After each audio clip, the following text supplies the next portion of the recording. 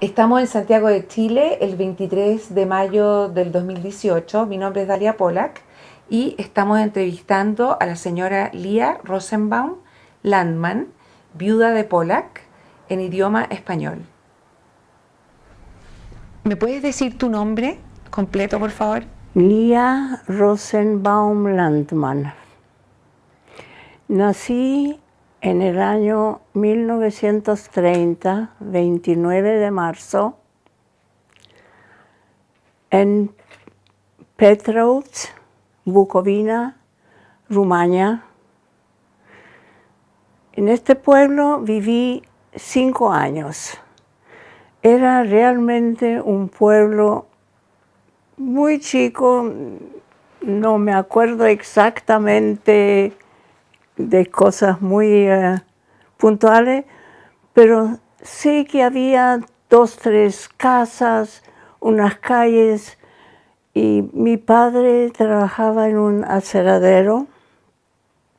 Salía muy temprano de la casa, tipo 5 de la mañana, todos los días, y volvía en la tarde. Cuéntame, antes que sigamos, ¿cómo se llamaba tu papá y cómo se llamaba tu mamá? ¿Tenías hermanos, hermanas? Mis padres y mi papá se llamaba Joseph Rosenbaum Zimmer. ¿Cómo se escribe Zimmer? Zimmer.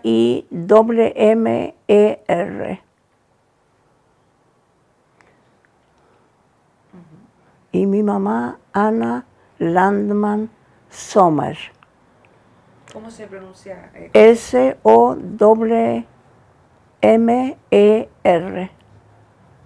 ¿Dónde nacieron ellos? Yo creo en un pueblo a lo mejor más chico, cerca de Petrovac. Exactamente el nombre no sé, no me acuerdo y no tiene importancia de acordarme. El papá me hablaba de algún lugar, pero no me acuerdo el nombre. ¿Abuelos los conociste? A los abuelos paternos. ¿Cómo se llamaban?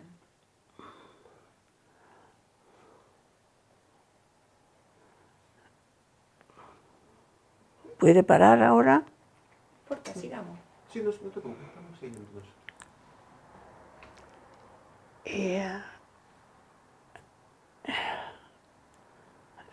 Y como yo le decía siempre, Yeye, Zeide,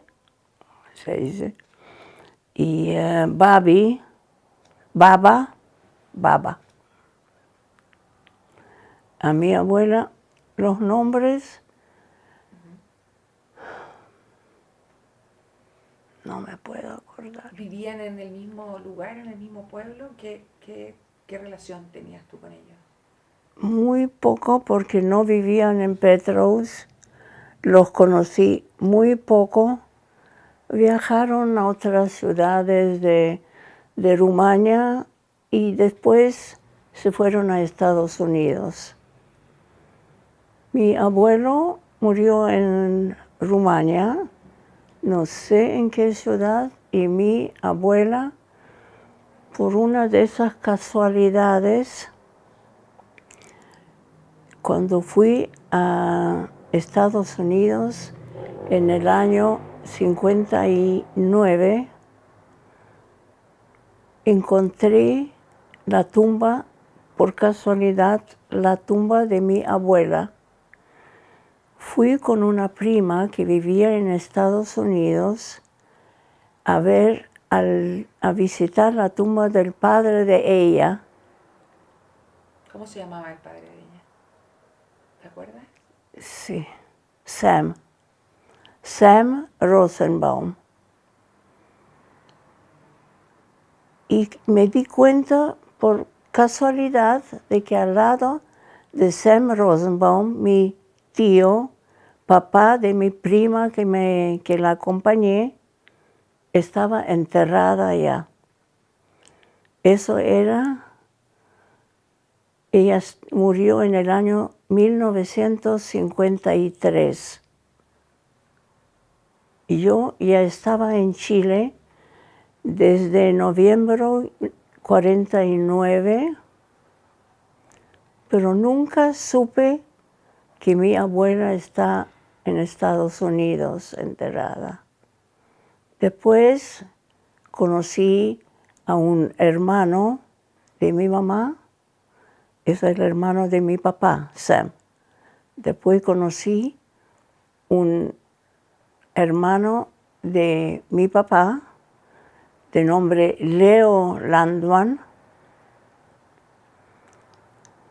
casada con Annie. Landman le decía el nombre, no, de soltera no lo conozco, nunca lo conocí. Ellos tenían un hijo que se llamaba Owen. En ese entonces él estudiaba juez en Newport, Rhode Island. Fue muy lindo conocerlos, nunca los había visto en Rumania, no sabía que existían y nos hicimos muy familia con ellos. ¿Tú sabes por qué se fueron ellos a Estados Unidos, tus abuelos? ¿Cómo fue posible? ¿En qué año? No sé, pero ellos fueron cuando muchos europeos, será después, me imagino, Primera Guerra Mundial, porque en ese entonces, en el año 1925, 28, también se vinieron 2 hermanos de mi mamá a Chile. Necesito un poco de agua.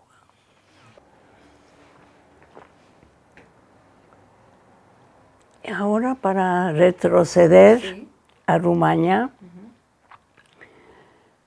voy a hablarle de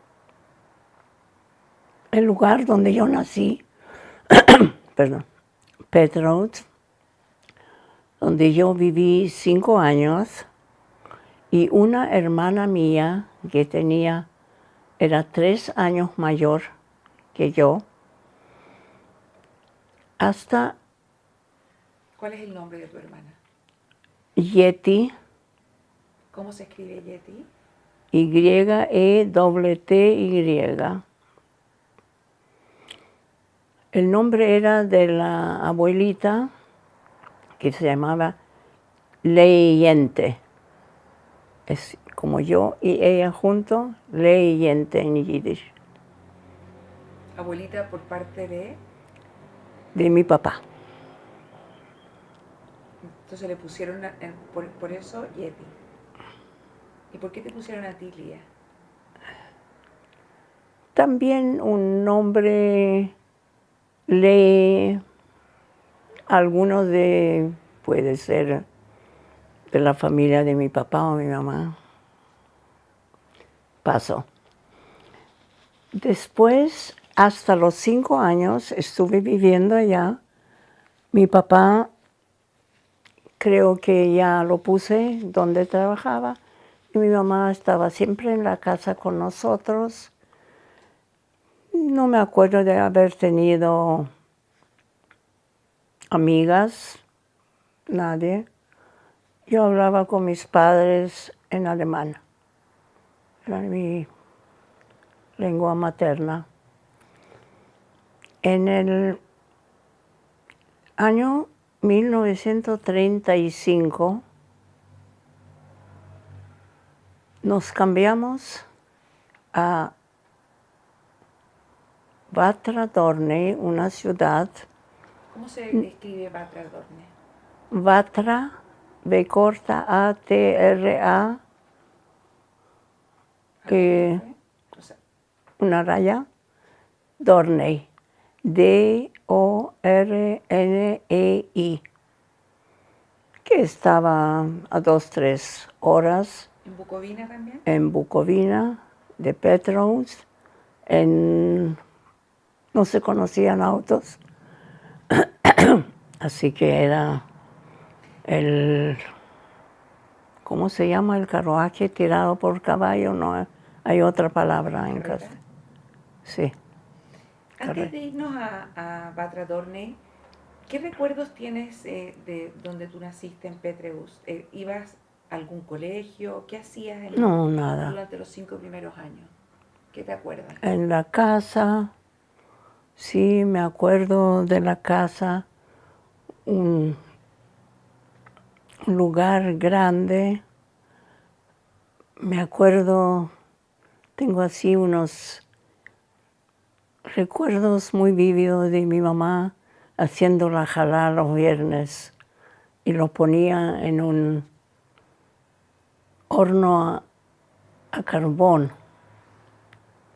Me acuerdo si le quedaba un poquito de la masa cuando terminaba la jalá, nos hacía unas, como la pizza,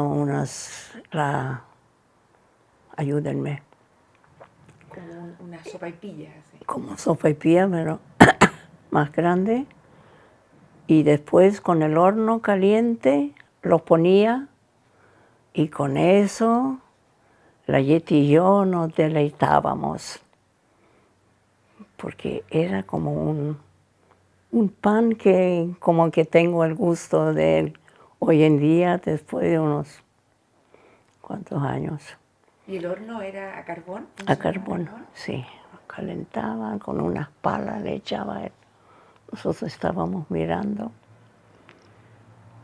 Cuéntame un poco ¿te acuerdas de Shabbat?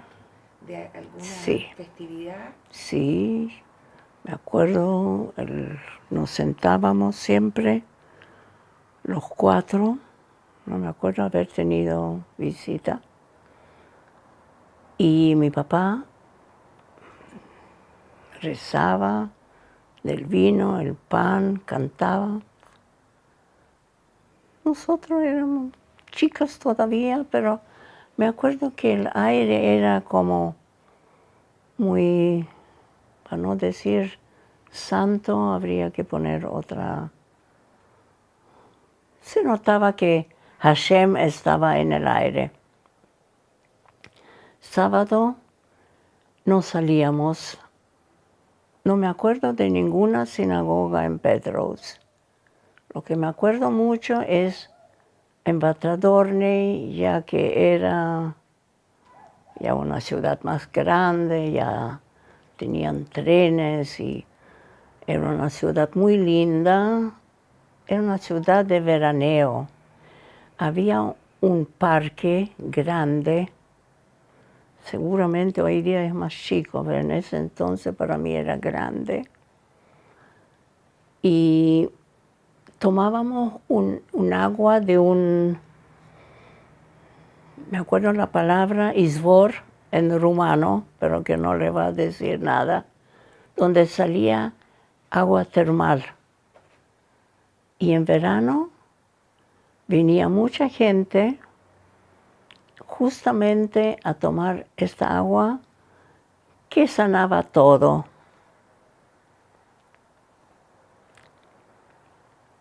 Ahí a los 7 años entramos al colegio, yo, mi hermana 2 años antes. A los 7 años entraban, no a los 6, me acuerdo que eran los 7 años, a una escuela.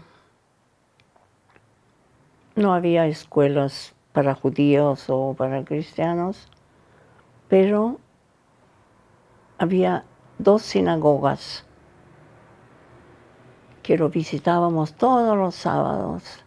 Íbamos de la mano, tengo fotos de mi papá y mi mamá, íbamos todos los sábados. Nos vestíamos elegantes, con vestidos iguales, porque nos vestíamos iguales. Íbamos a la sinagoga, a la vuelta almorzábamos. No me acuerdo en este año haber todavía tenido algunas amigas, pero cuando empecé a ir al colegio, había pocos judíos era una ciudad, pero mirándolo hoy día era un lugar tranquilo, donde uno paseaba en el parque. Vatra Dorney se encuentra a una cierta altura, y ahí subía mucha gente que iba a esquiar. Era un lugar muy lindo. ¿Te acuerdas de la casa donde vivían? Era una casa de 2 pisos y nosotros vivíamos en el segundo piso y abajo había un restaurante que la hija del dueño del restaurante era mi amiga. Y mi amiga del alma. Después estuvimos juntos en Israel, unos 40 años más tarde. ¿Cómo se llamaba? ¿Te acuerdas? Sí. Y me extraña que no me acuerdo. En 5 minutos más seguramente me voy a... Frida Greenberg. ¿Ella se fue a Israel después? Ellos sí. Ellos se fueron a Israel.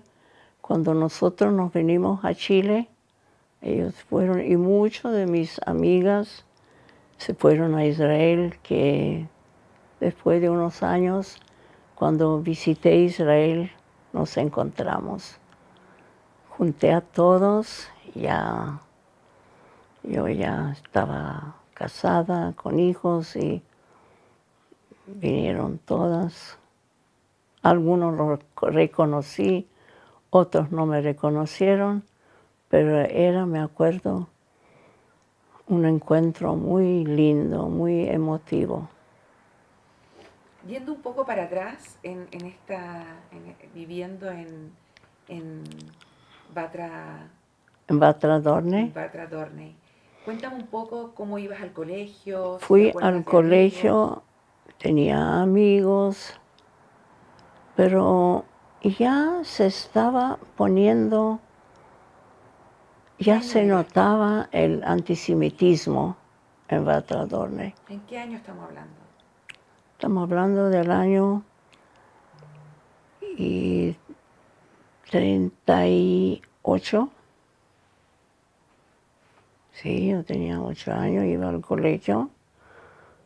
Y en el año, yo fui como 2 años al colegio, 2 años y medio, pero ya empezó en el año 40, ya se notaba de que el antisemitismo muy fuerte. ¿En qué lo notaban?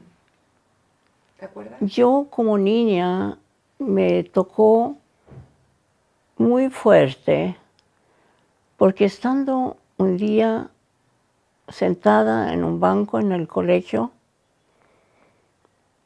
entraron unos 3 policías, gendarmes, militares, y nos dijeron: todos los judíos pónganse de pie. Nos pusimos de pie y nos dijeron: salga y no vuelvan nunca más. Salimos con un sentimiento muy desconocido para nosotros como niños.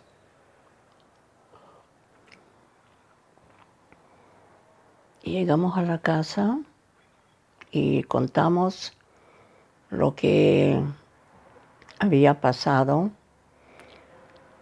Y ya se acercaba el año 40, ya vimos que va a haber guerra, ya se hablaba de que en otras partes ya los judíos lo habían llevado a campos. Y en un día, me acuerdo, en esa ciudad de Vatra Dorney, no había teléfono, no había radio, no había televisión, Y cuando querían avisar algo al pueblo de un acontecimiento, como hay eso, se junta la gente para ver a una persona o como por ejemplo ese día escuchamos tambores, siempre en el mismo lugar, en la mitad de la ciudad, al lado de la municipalidad. Escuchamos y siempre todos corrían hasta que todos estaban ahí, entonces avisaban de que todos los judíos vayan a la estación a las 8 de la noche con una maleta, lo que ellos pueden llevar, sin ayuda. Cada uno puede llevar una pieza, poner adentro lo más necesario e ir a la estación de Batradorne. Muy asustados, volvimos a la casa, era la tarde. ¿Te acuerdas más o menos en qué año era, qué mes? No. ¿Cuántos años? No, tenías? el mes yo tenía 10 años. En el año 40 yo tenía 10 años. Volvimos en la casa. Nuestros padres no nos explicaron nada. Y en ese entonces no había redes sociales. Nadie sabía lo que pasaba más allá de su casa. Y si nadie le decía, le comunicaba, llegamos a la casa, estaba la casa puesta con las cortinas, con todo, una casa puesta. Habíamos comido recién, eso es el penny, que se refiere que en la mesa todavía había cosas para comer y dejamos la leche. No teníamos frigider, era como un cajón con barras de hielo, que todos los días traían hombres barras de hielo y repartían. Y dejamos todo como estaba, donde escupimos la mermelada para que nadie pueda que se envenenen. Cuenta eso, esa mermelada, ¿quién la había hecho? Mi mamá era una gran dueña de casa. Ella no tenía otra cosa que hacer que en la casa. Teníamos una pequeña ayuda, me acuerdo. Incluso era una persona que yo quería mucho, pero no me acuerdo cómo se llamaba. Y él le ayudaba a mi mamá y ella cocinaba. Comprábamos había como aquí los almacenes donde íbamos de compras. No había ningún negocio donde se podría comprar todo. Un negocio vendía pan, cosas muy verduras, fruta. ¿Y tu papá en esa época, cuando se cambiaron a esta ciudad, en qué trabajaba también? ¿En el aserradero? También en aserradero. Se levantaba a las 5 de la mañana porque era más alejado.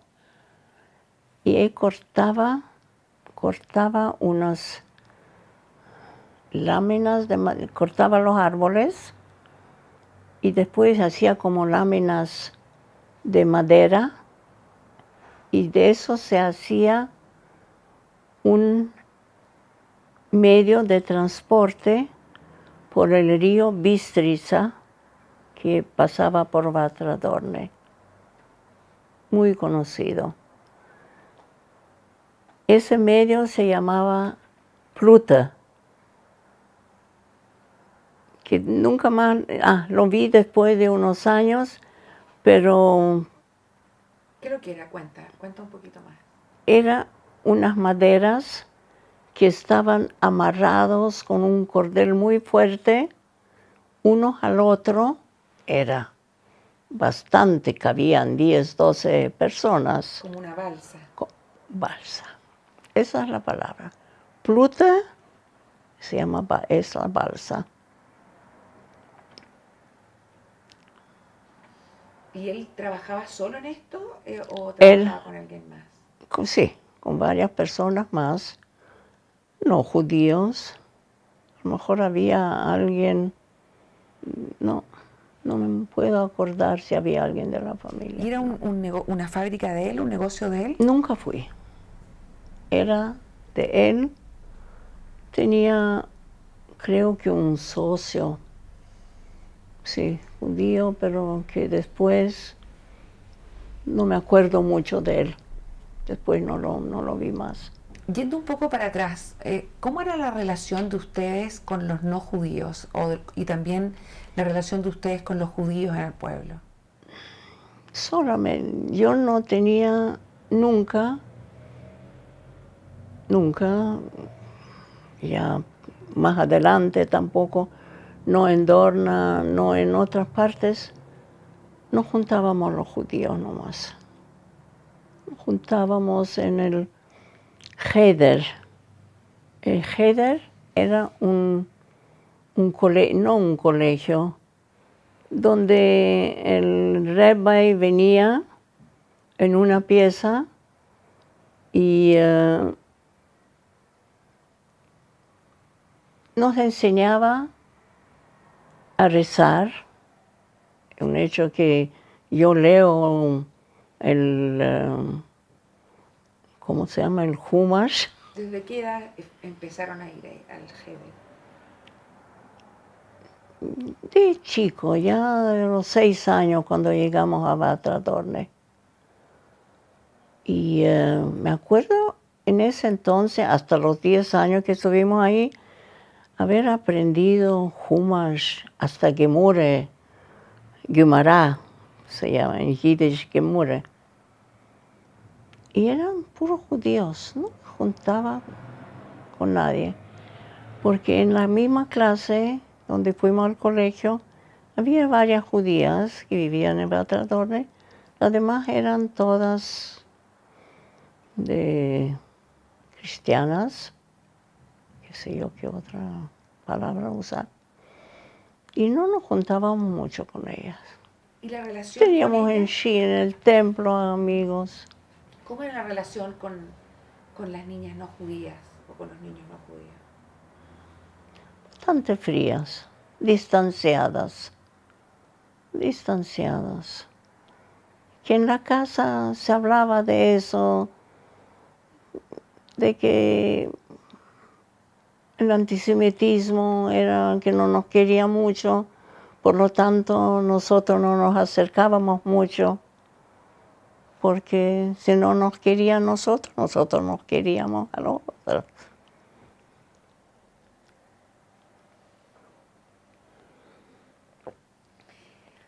Volvamos de nuevo al colegio, esto que contaste, de que... Nunca más volvimos a este colegio, porque poco tiempo después ya pasó, ya se supo que nos exportan a todos. Nos subimos al tren de carga ese día que anunciaron todos los judíos que vivían en Batra Dorne. Y ahí fue cuando que me gustaría que contaras esto de que, ¿cómo fue la situación de hacer esta maleta, poner las cosas más personales y dejar la casa tal cual? Y lo de la... Cuenta un poquito de eso. No, yo lo único que sentí, me puse yo no tenía mucha ropa tampoco. Allá se compraba para Rosh Hashanah un par de zapatos nuevos y eso era el regalo para todo el año porque uno no compraba, no salía de compra. No me acuerdo de ningún negocio que haya habido en Petro's que me hubiera gustado salir de compras. Lo que me acuerdo cuando hicimos la maleta y ir al tren, me acuerdo que yo tenía un cuaderno con muñecas de papel, fotos de muñecas de papel, que los pegaba en ese cuaderno y me lo quise llevar en la maleta, en mi maleta. Y mi mamá no me permitió.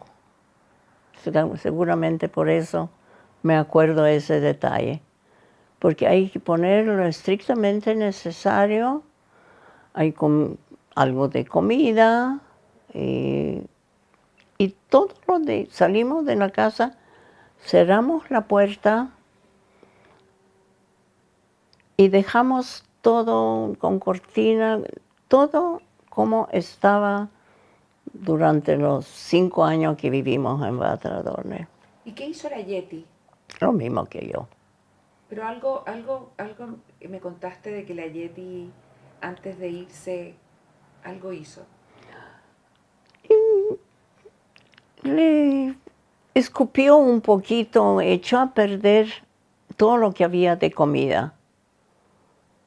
Había en la mesa una taza de leche, la botó para que no se lo tomara otra persona, pero nunca lo expresó. Ella hacía los gestos, lo que desarmaba las cosas. No me acuerdo los juguetes que ella tenía, pero mi muñeca de papel, con los vestiditos que yo recortaba de papel para pegarlo a la cara, no me lo pude llevar. Hasta hoy día lo siento. Pero no, éramos muy buenas hermanas, nunca peleábamos.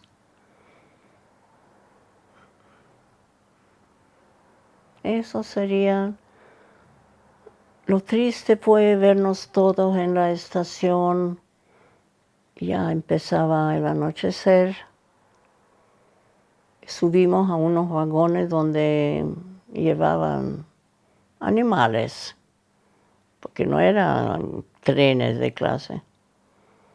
Y estábamos así acostados, viajamos toda la noche, acostados así, mis padres sentados, cuidándonos, mirándonos.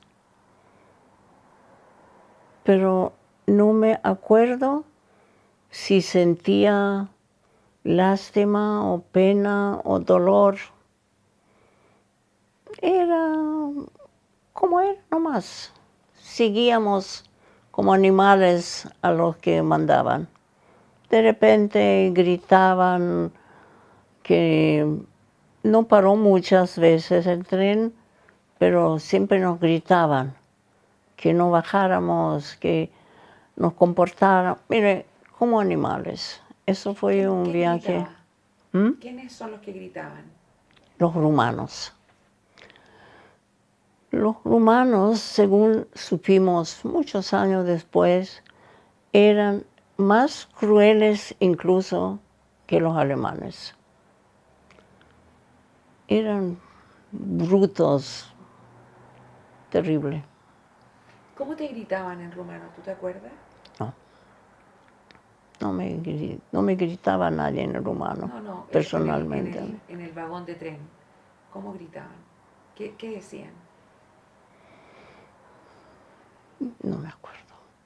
No me acuerdo, pero ¿qué podían haber dicho? No se levanten, no bajen y no metan bulla, pero todos estábamos así como achunchados, como se diría. A lo mejor en castellano no me acuerdo bien la palabra. Y nos viajamos toda la noche y ya llegamos a un río grande.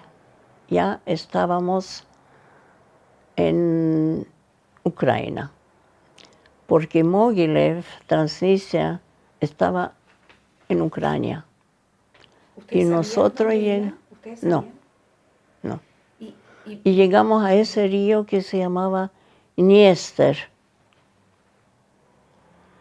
No me acordaba la palabra Dniester 50 años. Y ahora, como decías tú, que lo leo en el computador. Y nos hicieron bajar a todos y con la maleta que la cuidábamos tanto, y así de todos lados, y gendarmes, policía, nos llevaron al río y ahí nos esperaba una balsa. ¿Cuánta gente crees tú que había con ustedes? ¿Cuánta gente podía?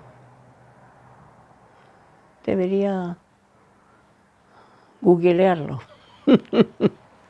¿Tú sabes cuánta gente había en esa ciudad de judíos? No, no.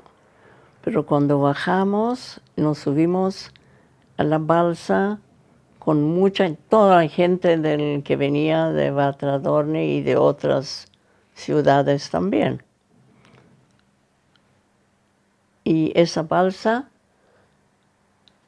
nos transportó a Mogilev. Del otro lado era Mogilev, el otro lado de Dniester. Y habíamos llegado a Ucrania y nos hicieron bajar y seguimos. Tengo como una película delante de mis ojos. Las casas en Mogilev, por donde nosotros pasamos, eran todos vacíos. Parece que habían echado a todos los de Mogilev a otra ciudad para seguramente hacernos lugar a nosotros, porque no era un campo de concentración o un campo de exterminio, Mogilev. Era un campo de trabajo, que era como un gueto, pero no solamente unas calles, sino una parte más grande de Mogilev, pero un gueto. Más allá no podíamos entrar fuera de este gueto. ¿Te acuerdas qué te decía tu mamá, tu papá, la Yeti? ¿Qué hablaban entre ustedes? No, porque no me acuerdo, no, ni una palabra. Lo que me acuerdo, pero que en una de esas casas vacías, la gente entraba, algunos se quedaban, y nosotros entramos en una casa donde había en la esquina un hombre tendido. Y mi mamá me miró y vio que yo miraba para allá. Y había unos diarios viejos, y me acuerdo que mi mamá tomó unos diarios y tapó a ese hombre muerto. No me puedo olvidar de esto. Pero no nos quedamos allá. Salimos y seguimos. Hasta que en un momento dado también nos metimos en una casa, pero en una pieza chica, para una persona, una familia de 4 personas. Siguieron la gente, la vida seguía, estábamos vivos. Salimos a mirar al lado, había una casa enorme, grande, un edificio, donde se quedaron mucha gente conocida de Rumania, de Batra Dorne, que vivían en una pieza como esa. Había como 4 o 5 familias y dormían en el suelo así, en el suelo. Eso sí me tocó mucho, eso nunca lo he olvidado. Veo siempre esa gente ahí uno al lado del otro, y si se daba vuelta uno tenía que darse vuelta toda la pieza. En ese entonces eso me impactó, porque era... Y nosotros teníamos una pieza chica, la cama era varias tablas juntas y dormíamos los cuatro. Como ellos dormían ahí de 20, nosotros los cuatro. Y mi mamá tenía como... Hoy día no existe eso, que se prendía como una llama y se podía cocinar algo. Y mi papá trabajó allá también en maderas y traía unos panes. Y eso para nosotros era lo máximo. Cuando una vez trajo harina, mi mamá hizo 4, para no decir marraqueta, 4 pedazos de pan y nos daba a cada uno un pan. Si querías, te lo comías todo. Nos decía, si quieres dejar un pedazo para más tarde, pero eso es tuyo. Así que no repartíamos pan cuando tú querías. Me daban un pan, si me duraba un día, mi suerte. ¿Quién organizaba dónde que cada uno se podía quedar en estas casas o en estas piezas? Había poca gente, ucranianos, que estaban del otro lado del gueto. Pero venían al gueto haciendo como una vez, 2 veces a la semana, no me recuerdo bien, como una feria. Traían papas y cebolla, zanahoria. Y la gente no tenía plata para comprar, sino que cambiaba una blusa por comida. Y eso nos tocó muchas veces. Si tenían un anillo, lo que tenía lo cambiaba por comida. Me acuerdo que no entendía bien, ya 10, 12 años, estuvimos 4 años en Mogilev. Y no me acuerdo ese detalle que supe mucho más tarde, de que mi tío, que vivía en Chernobyl, que era hermano mayor de mi mamá, nos mandaban plata una vez al mes con un rumano que trabajaba con mi tío, vivía en Chernobyl, de ahí él no fue transportado a ninguna parte. Toda la guerra, muchos judíos lo pasaron en Chernobyl, que era la capital de Bukovina. ¿Cómo se llamaba tu tío? ¿Te acuerdas? Sí, tío Emanuel. Emanuel Landman. Emanuel Landman, que era el papá de la Yuta, mi prima Yuta. Era la única hija que ellos tenían. De Rumania después se vinieron a Chile y de Chile después se fueron a Israel. Cuéntame un poco, ¿cuántos hermanos tenía tu mamá y cuántos hermanos tenía tu papá? 6 hermanos que están aquí en la foto. ¿Ve? Un hermano estaba casado ya en esa foto. Estaba mi baba con ellos sentados en la mesa, que es esa foto. Después vamos a ver las fotos. Y 6 hermanos tenía tu mamá y 6 hermanos tenía tu papá también. mi papá estaba un poco, como que estaba más con la familia y más de mi mamá que de mi papá. En Batadorne no había ninguno. Después de unos no muchos años, a lo mejor 1 o 2 años, vino Ozzy con familia, la tía Chile, el tío Coppel y Ozzy, vinieron a vivir a Batra Dorne.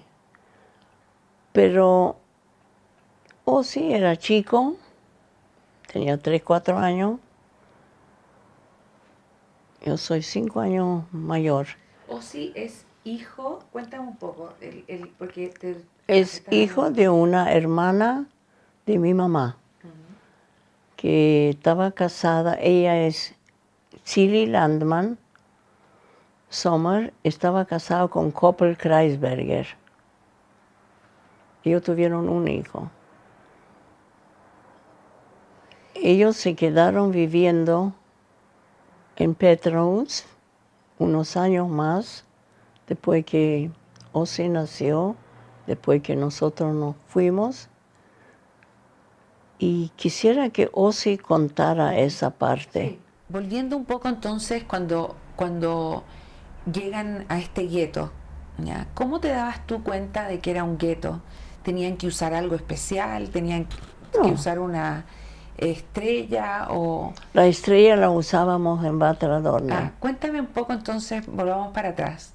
¿Cuándo Todos fue los que te judíos tenían que usar una estrella amarilla sobre un paño redondo negro. No podían salir. En Batra Dorne no pasaron esas cosas, que no se escuchó que ningún rumano había matado un judío, que había peleado con él. Que yo me recuerde, no. Cuéntame un poco cómo fue esto de que se pusieron la estrella amarilla. Cuéntame a ti, ¿te acuerdas de eso? Sí, ¿Cómo supieron que tenían que ponérselo? vinieron, nos entregaron y nos dijeron que no podíamos salir a la calle sin la estrella. ¿Qué año fue eso? ¿Te acuerdas? Debe haber sido en 39, cuando ya esos rumores de guerra, de antisemitismo fue muy hablado y muy conocido y odiado al mismo tiempo, porque nos sentíamos muy asustados, porque a cierta hora ya no dejaban salir. Eso ya era cuando ya estábamos próximos a ser exportados a Mogilev, porque, bueno, en el año 40 o 41, ¿cuándo empezó la guerra? En el 39. Muy al final del 39, porque nosotros recién en el 40 nos fuimos. Pero ¿cómo sabían en el pueblo, tú te acuerdas, había algún cartel puesto o era No. un aviso a No. viva voz? Cuéntame No. un poco eso. No, nada después que nos echaron a nosotros del colegio. Era a lo mejor un año, nos quedábamos todavía, pero no se sentía así. A lo mejor mis padres se sintieron más perseguidos, pero la Yeti y yo éramos 2 niñas. Hoy día a lo mejor a los 10, 12 años se portan como 18. En ese entonces, a los 10 años yo jugaba con una muñeca. No conocía otro mundo, no habíamos salido. Yo nunca estuve en Chernobyl. A lo mejor una vez que me llevaron al dentista en esos años, 37, 38, pero no tengo un recuerdo claro. ¿Y te acuerdas eso. cuándo te pusiste la primera vez la estrella que sentiste? ¿Cómo fue? No tengo ninguna cosa que me haya cambiado de un día para otro, sino con estrella. La llevábamos, pero yo creo que no teníamos la conciencia tan clara como para... no me acuerdo haber estado asustada, ni a los 10 años cuando andaba en el tren. Asustada en el sentido de que dejábamos la casa, pero no que nos íbamos a matar, que había una guerra. No es muy claro en mi mente esa parte. Nos sentimos muy protegidos por los padres y estábamos así como una gallina que tenía, sobre todo de mi mamá, que estaba siempre con nosotros, no como mi papá que salía a trabajar. Muy protegidos, muy amados. Y con la Yeti jugábamos. Y después con los otros niños que estaban en el campo. Eso, cuéntame un poco Conocí cómo era tu vida cotidiana en Mogilev. jugando nomás. Jugando. Conocí a la Dolly, que... ¿Cómo se llama? ¿Dolly cuánto? Dolly Singer. No, ella de la casa se casó con Jack Singer en Bolivia, pero ella se llamaba Rosenberg, Dolly Rosenberg, que después vino a Chile. ¿La conociste? ¿Dónde la conociste entonces? En Mogilev. Ella paseaba delante de la casa. Curioso que me recuerdo de pequeñas cosas que ella paseaba con la mamá de la mano. Tenía un gorrito rojo. La veo a ella y la veo paseando con el gorrito rojo. Ella se fue de Rumania, en Mogilev, y de Mogilev se fue a Bolivia. Bueno, de vuelta, todos fueron de vuelta a Rumania, pero de Rumania todos veían que no podían quedar en su... Seguía el antisemitismo y no podían eso quedar. De Mogilev. Entonces, tú en Mogilev, ¿qué hacías todos los días? ¿Qué te acuerdas? Me acuerdo jugar y me acuerdo que después de esta vez que yo fui al colegio y que me echaron del colegio, yo nunca más he ido a un colegio, ni a la universidad. He vivido en muchas partes del mundo, hablo, tú sabes, varios idiomas, pero nunca más fui al colegio. Y hoy me pregunto cómo hablo esos idiomas, dónde los aprendí, porque nunca tomaba clase. La única vez que tomamos clase fue en Mogilev con una profesora que se fue con nosotros de Rumania a Mogilev, y ella, para sobrevivir, daba clases por un almuerzo. Entonces ella venía a la casa nuestra y por un almuerzo nos daba una clase de alemán, era judía, clases de alemán, leer, escribir y un poco de matemática. Eso era todo lo que me acuerdo de haber estudiado, aparte de cuando estuve en Francia, aprenderme un poco en un instituto el francés, pero colegio así. ¿Y la comida en Mogilev, tú te acuerdas dónde cocinaba tu mamá? ¿Qué comían? Tenía como un pequeño lugar donde prendía, no sé si era cocina, no me fijaba. ¿Cómo es? A lo mejor me fijaba, pero que hoy no me acuerdo exacto. Pero yo creo que más que unas papas con piel, porque daba lástima botar la piel de la papa, nos comíamos la papa con piel. Y el pan, Y a veces cuando mi papá traía del trabajo algunos goodies como una fruta o algo así, ya era gran cosa. No nos alimentábamos con cosas de mucha vitamina, digamos. ¿Tú te acuerdas si había como alguna organización? ¿Cómo se organizaban en Mogilev?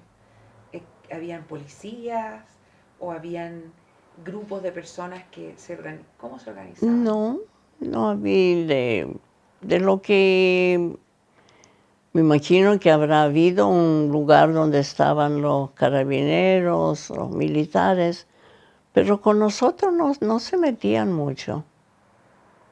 No se metían mucho, estaban muy tranquilos. Después de 2, 3 años que estábamos en Mogilev, tuvimos 4 años, un día a las 5 de la mañana golpearon en la puerta, lo llevaron a mi papá a un campo de trabajo, se llamaba Tulchin. No sé cómo me puedo acordar. ¿Cómo se escribe? ¿Tú te acuerdas? Tulcin, Tulchin. Y por 6 meses no supimos nada de él. Yo tenía 12 años, ahora me acuerdo, porque fue el primer año que ayuné para Yom Kippur, pidiendo que Hashem nos devuelva el papá. Es un recuerdo muy vivo que tengo. Después de 6 meses, una mañana, mi mamá nos dijo, nos estabas contando cuando tocaron la puerta de tu casa en el gueto y vinieron a buscar a tu papá y se lo llevaron 6 meses a un campo de trabajo y ustedes no tenían noticia de él. Cuéntanos un poco de esto. para nosotros era terriblemente triste. No sabíamos, escuchábamos de gente que han exportado, que fueron a otros lugares, de los que nunca volvieron. Y se hablaba, cada uno se preguntaba dónde están, porque no se supo nada de ellos. Una vez, después como de 6 meses, mi mamá llegó, o nos llamó diciéndonos, llega un tren con los que fueron al campo de trabajo. Yo voy a ir al tren a esperarlo. Y el tren estaba detrás de nosotros, así que había que ir como 2 cuadras. Y nosotros estábamos en la puerta de la calle esperando a mi papá. Y de repente vimos una carreta tirada por caballos y atrás estaba sentado sobre una paja mi papá. Y estaba flaco y pálido, tenía 40 de fiebre. Y pasó y siguió de largo y lo llevaron al hospital. Porque mi mamá siguió el carro y llegó, la carreta, y llegó al hospital. Y ahí se dieron cuenta, era muy enfermo, tenía fiebre tifoidea, que le tomó como 3 semanas en mejorarse. Y mi mamá iba todos los días a llevarle comida, lo que había, nadie comía en la casa, todo era para mi papá. Y cuando mi mamá iba para allá, no la dejaban entrar por la puerta, entonces ella entraba por la ventana y cada vez la echaban, porque era muy contagioso. Una fiebre tifoidea es muy contagiosa, pero ella iba todos los días y por la ventana entraba y le daba su papilla o no sé qué. Después de 3 semanas, un día mi papá volvió a la casa, pero no sabía nada, estaba como anestesiado, estaba como, no reaccionaba con nada. Dormía y comía, y todos en la mesa se sentaba, de repente ya pasado un tiempo, y él comía solito, no se fijaba en nadie más, comía lo que le daban. Y me acuerdo que un día como que despertó y dijo, ¿y ustedes no comen? Porque nos repartían a nosotros algo, todo era para él. Si había un pedazo de pan con mantequilla, se lo comía él porque nosotros estaba muy, muy, muy mal. Cuando él dijo como que ustedes, cuando él se dio cuenta de que nosotros no comíamos, sino que él nomás estaba sentado en la mesa comiendo solo, nosotros las tres dijimos, volvió el papá. Si se dio cuenta, lo que no se había dado cuenta, estaba durmiendo y seguramente el cansancio, todo el peso que bajó, tú te acuerdas, él era una persona heavy. No gordo, pero no muy flaco como estaba cuando salió del hospital. Y ahí fue una gran alegría, y ahí empezó de a poquito a caminar, a volver a ser él, cuando fue ya a trabajar, ya todo volvió. Y nosotros, me acuerdo que un día pensé, ¿vamos a salir alguna vez de este lugar o vamos a estar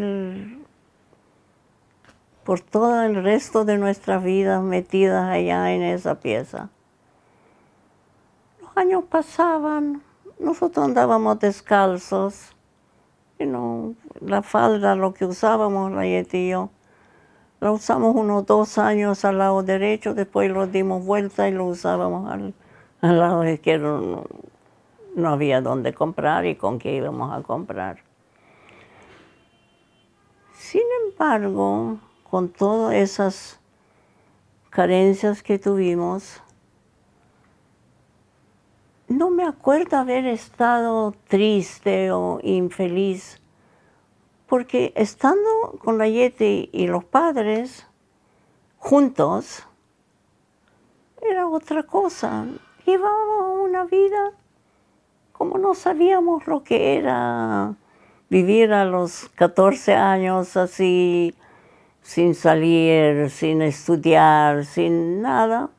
No lo echábamos de menos, lo que uno no tiene. Tu papá, cuando despertó, como tú dices, ¿les contó qué es lo que había pasado de él en el campo? No conversó mucho sobre eso nunca, pero lo que me acuerdo vagamente era que él contaba que hacía trincheras. Seguramente la gente ahí, para guardarse, era durante la guerra, las cosas que pasaron durante la guerra, Nosotros no sabíamos lo que pasaba en Europa, en los campos de concentración de Auschwitz. Lo supimos cuando volvimos a Rumania, cuando terminó la guerra en mayo 45. Ahí de a poquito, y no había esa comunicaciones que estamos viviendo ahora.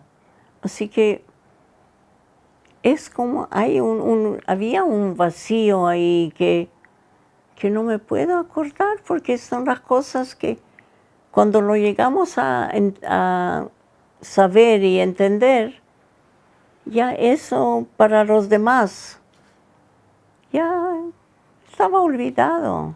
¿Tenían radio en el campo? No. Cuéntanos un poco en el 45, ¿cómo fue que dejaron este gueto? Entraron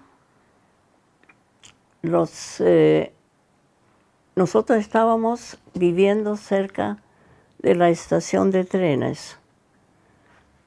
Cuando ya se veía el término de la guerra, porque se retiraron los alemanes. Y al retirarse, ellos tenían que pasar por Mogilev y seguir corriendo hasta que llegaron por donde no sé, corrieron. Pero me acuerdo que al pasar del tren, unos 2, 3 alemanes pasaron por la casa y le pidieron a mi mamá agua para lavarse las manos. Y mi mamá trató de escondernos. Como éramos chiquillas de 14, 17 años, trató de escondernos. No sé si de esa vez me acuerdo. Pero yo quedé, una niña chica, quedé al lado de un soldado mirándolo y él se lavó la cara, me acuerdo como ayer, y de repente me dijo a mí, mire lo que tengo. Se había sacado el ojo y me lo mostró en la palma de la mano. Me acuerdo de eso porque era una cosa tan extravagante y yo creía que estaba bromeando o jugando conmigo y volvió a ponerse el ojo en la cara. Se retiraron los alemanes y después hubo un bombardeo sobre Mogilev y el Dniester, que era la pasada al otro lado de Ucrania. Yo no conocía esa historia hasta Chile, lo que voy a contar ahora, porque un hermano de Marcos, mi marido de Coronel, murió de una bala perdida de los alemanes, porque ellos estaban en retirada y mataban a la gente donde podían para salvarse ellos. Porque la gente, al retirarse los alemanes, la gente que vivía en Mogilev, encontraba en la calle zapatos, ropa, que no podían cargar tanto los alemanes. Y salieron a las calles, muchos de los judíos, y entre eso era el tío Fischl, hermano de Marcos, que salió a buscar zapatos, ropa, y una bala perdida lo mató. Eso era en el año 44.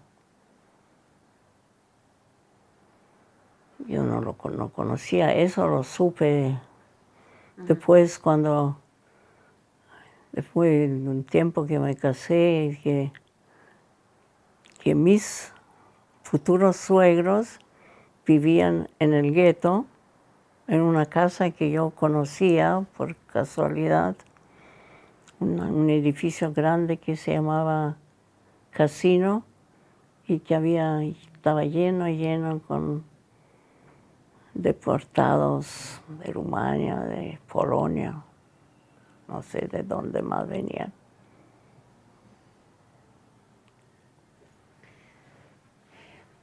¿Habían en Mogilev, habían alemanes, estaban también cuidando o habían más bien rumanos?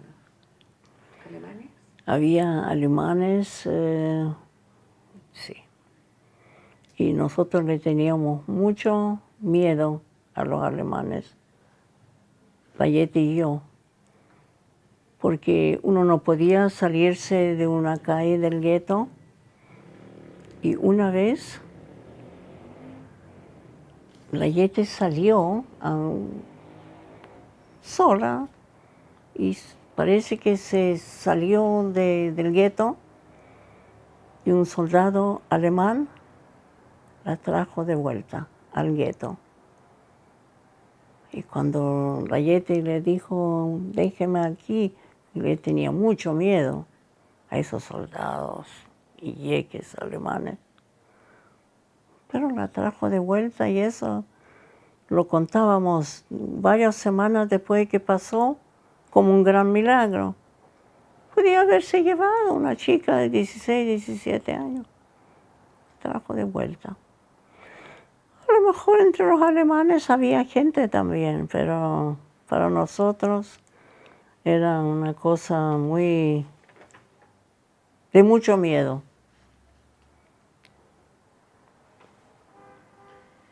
Entonces volvamos cuando se liberó, ¿ya? Empezaron a pasar los alemanes, dices tú, que se estaban yendo, se estaban escapando, se estaban retirando y ustedes no tenían comunicación. Entonces, ¿cómo se dieron cuenta que había como estaba terminando la guerra? Y además, cuéntanos un poco cómo volvieron después a su propio pueblo o dónde se fueron. Y empezaron a hablarse en el pueblo que la guerra había terminado y que se podía ir detrás del enemigo, que estábamos libres, que ya podíamos circular por todos lados. ¿Cómo mis padres encontraron una carreta con caballo? No me acuerdo, pero me acuerdo del momento que subieron el equipaje, cada uno su maleta en la carreta y nosotros seguíamos a pie un trecho.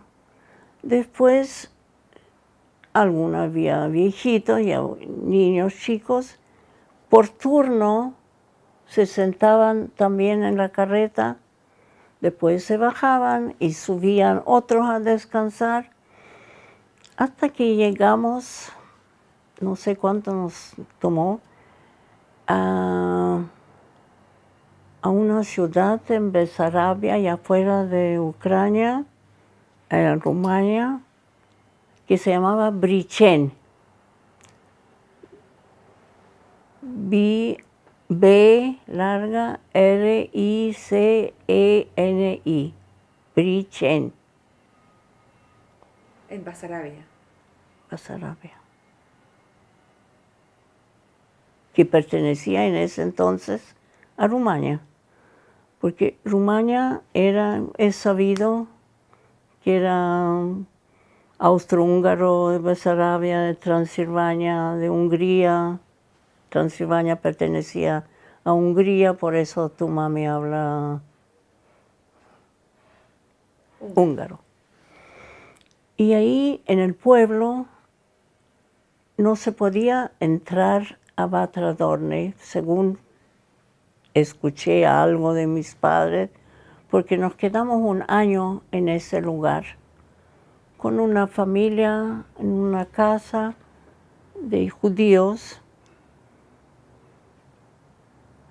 Y mi mamá, también en carreta y a pie, era muy cerca de Chernobyl. Y ahí vivían los dos hermanos de mi mamá, la tía Chili y el tío Emo. Y ella iba en la noche en carreta por el día o 2 días a Chernobyl y se encontraron los hermanos y conoce que estaba en ese entonces en Chernobyl. Y era muy peligroso ir así de contrabando de Brichén a Chernobyl, porque seguíamos en guerra todavía, en guerra en retirada, pero era muy peligroso, porque si la pillaban, eso supe mucho tiempo después. Si hubieran pillado a mi mamá en la noche viajando en esa carreta a Chernobyl, la hubiera mandado a Rusia, a Donbass, y ahí nadie volvió. Ningún judío volvió de Donbass. Pero ¿Tú sabías la por qué iba suerte. a Chernobyl? Yo sabía por qué iba, ¿Por qué iba? pero tenía mucho miedo, porque ya me daba mucha más cuenta que no es normal nada de lo que nos pasaba, que todo era de miedo. Y esperábamos volver algún día a Batradorne. Lo que pasó en mayo, cuando declararon término de la guerra. Y en Brichén, cuéntame un poco dónde vivían, con quién vivían, ¿te acuerdas de la casa? ¿Qué hacían? Era un pueblo como Petros. Y encontramos una familia judía que después de contarle todo lo que pasamos, que nos dio alojamiento. No importa que dormíamos en el suelo, pero bajo techo. Y cuando ya nos dijeron que podíamos volver a Dorna, ya con el mismo medio de transporte, llegamos a Dorna. Nuestra casa no era nuestra ya. El departamento donde vivíamos arriba en el segundo piso. Así que nos buscamos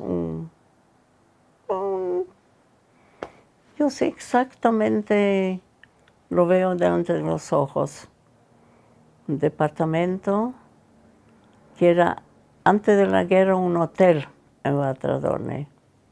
Así que pudimos arrendarlo.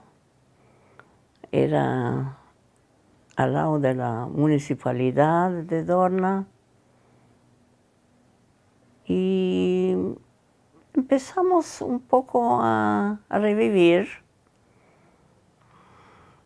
hasta donde se podía, pero no había nada que comer.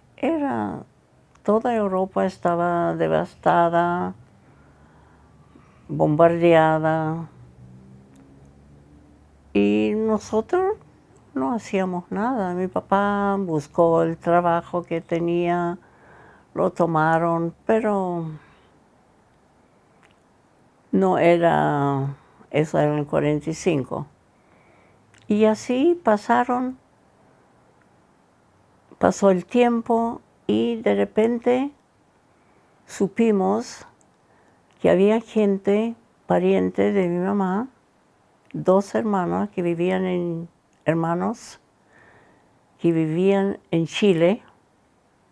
Chile. ¿Quién conocía Chile? Que nos mandaron y pasaporte, y ellos dijeron que ellos nos van a mantener en Chile, que salgamos para allá. para allá, no sabíamos dónde, cómo, cuándo. Y nos mandaron unos papeles que podíamos ir a la embajada francesa para poder viajar a Francia, donde nos iban a dar la visa.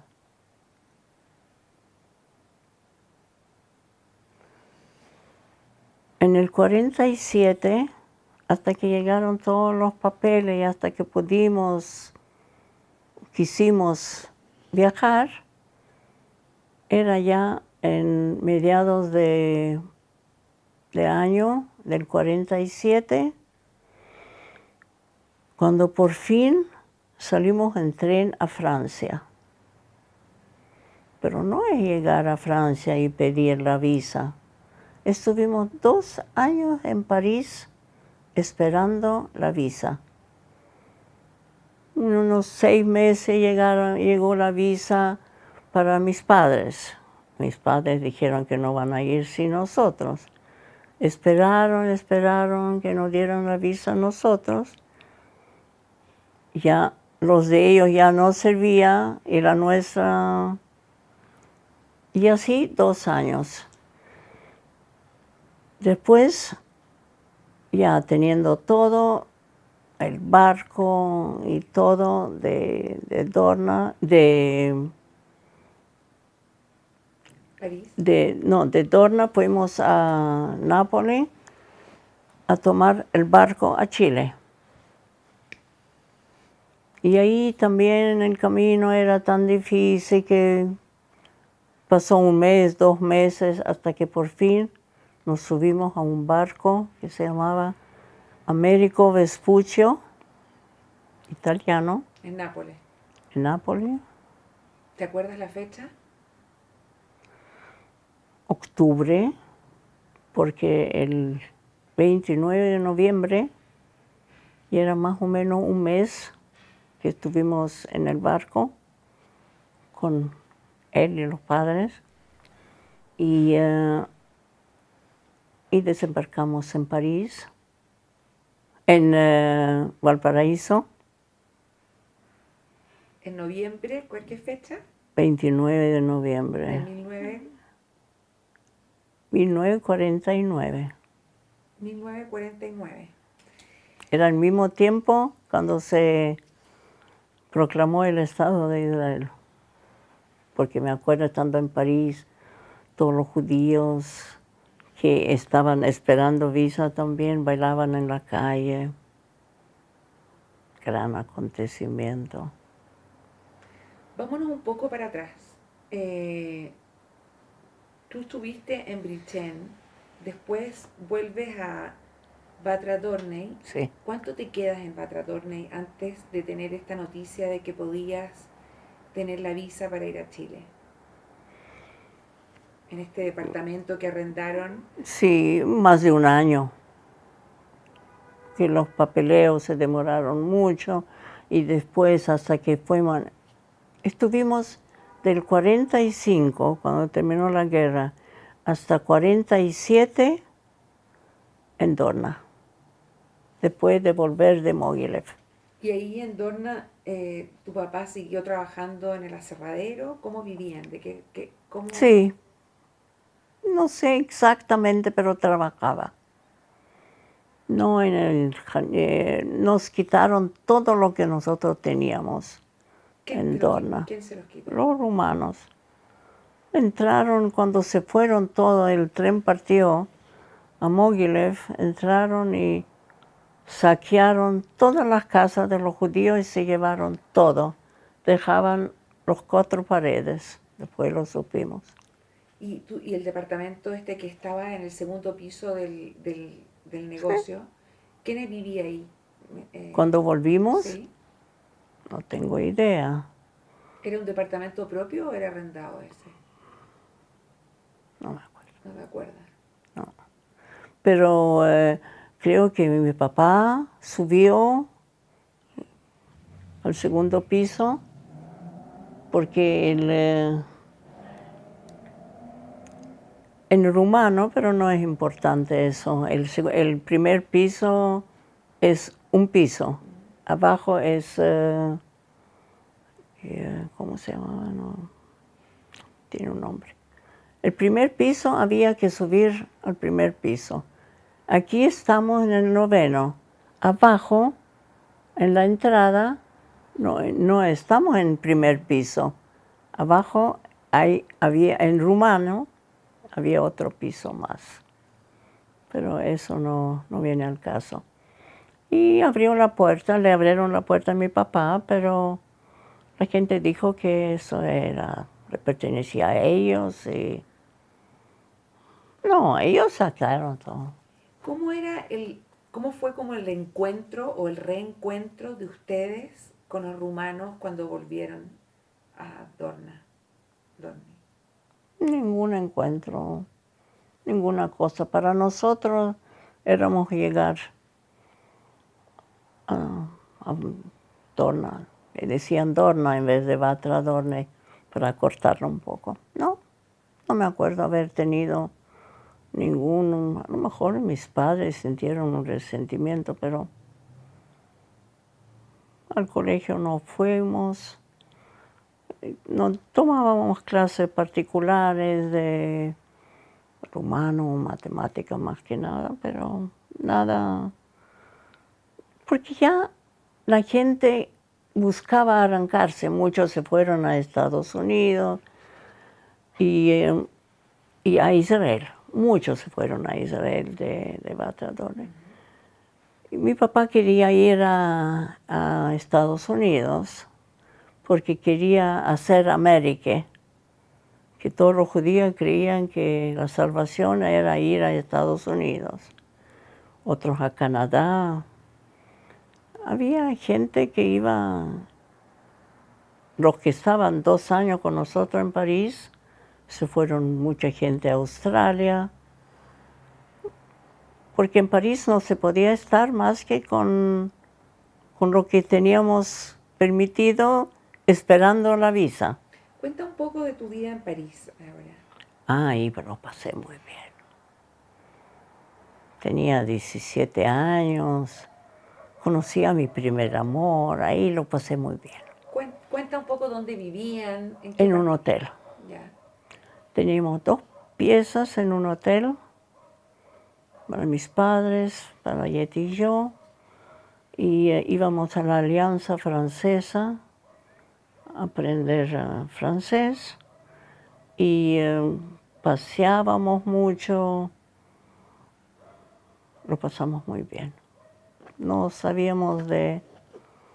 La guerra la habíamos dejado atrás, pero se sentía que hubo una gran guerra porque los alimentos los vendían con, ¿cómo se llamaba? Un ticket. Un ticket. Tenía otra palabra más.